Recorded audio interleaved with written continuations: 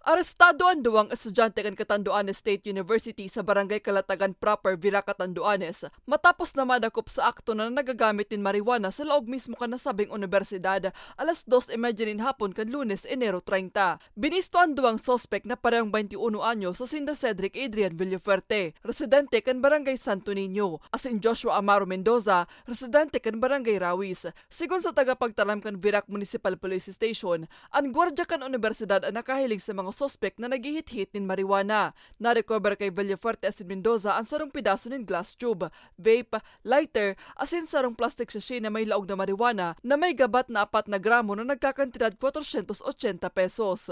Nagsakap din doon sa second floor po ang building na tigaan kay ni watchman kay rondahan.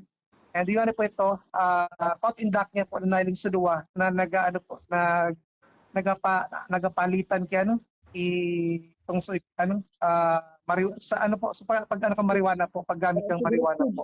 Dugang pa kan tagapagtaram, ini ang primerong best na may nangyaring siring na insidente sa loob mismo kan universidad. Kaya naman, mas papaiguton pa daan daan sa indang kampanya kontra illegal na droga, kung saan mas papakusugon pa daan daan sa indang Project Ready o Resistance Education Against Drugs for the Youth, no beto na makurtar na ang droga sa banwaan, urog nang naiimbolto na ang mga estudyante.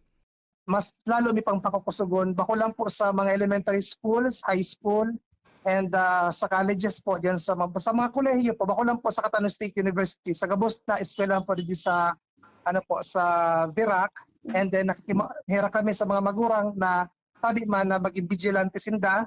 Mientras tanto, pigpapasalamat na sa Nanay Dolores Reyes na aktibo ang mga gwardya sa nasabing universidad. And we congratulate po duman sa security guard and watchman na talagang vigilante po sa pagruronda sa loob asin duwas kasi ng university, and para po maging na maging lesson learned po na day po pangarugang ibang mga estudyante.